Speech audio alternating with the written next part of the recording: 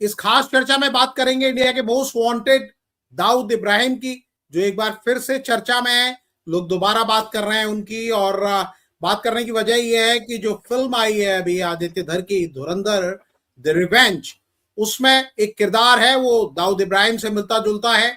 और माना जा रहा है कि वो दाऊद इब्राहिम ही है जो कि पाकिस्तान में है लंबे समय से। सर, सबसे पहले तो यही माना जाए कि जिस दाऊद के बारे में आदित्य धर को जानकारी है, क्या भारतीय एजेंसियों को उसकी जानकारी है, नहीं है? कि दाऊद इब्राहिम के बारे में है क्या कि पाकिस्तान तो हमेशा डिनायल मोड में रहा है कि उसके यहाँ दाऊद इब्राहिम नहीं है, लेकिन 1986 में यहाँ से दाऊद इब्राहिम भारत छोड़कर भाग चुका था, क्योंकि यहाँ वो शुरुआत तो उसने हाजी मस्तान के गैंग में किया था,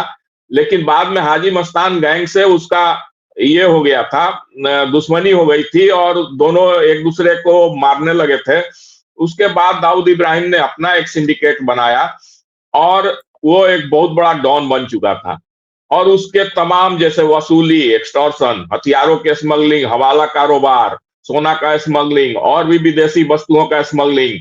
बहुत सारी चीजें वो करने लगा था। अब उसमें जो मोस्ट वांटेड, वो एक तरह से तो पुलिस में क्रिमिनल केसेज में वांटेड हो ही गया था, तो 1986 में ही वो दुबई चला गया था, शिफ्ट हो गया था। लेकिन आईएसआई ने उसको पकड़ा और उसको यूज किया। आईएसआई ने 1992 में जो ये अयोध्या कांड हुआ था, बाबरी मस्जिद डिमोलिश, उसके बदले में आईएसआई ने प्लान बनाया कि मुंबई में किया जाएगा, जिसमें 12 सीरियल ब्लास्ट किए गए थे, जो बाद में 13 बताए गए कि कितने 250 से अधिक लोग मारे गए थे। बहुत नुकसान हुआ था प्रॉपर्टी का, विश्वसनीयता रसातल में चली गई थी। मुंबई हमारा फाइनेंशियल कैपिटल है, भारत की आर्थिक राजधानी है,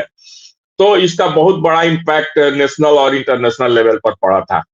तो उसके बाद दाऊद इब्राहिम रडार पर आ गया एक आतंकी के रूप में भी, क्योंकि आईएसआई ने उसको एक तरह से यूज किया था इसमें।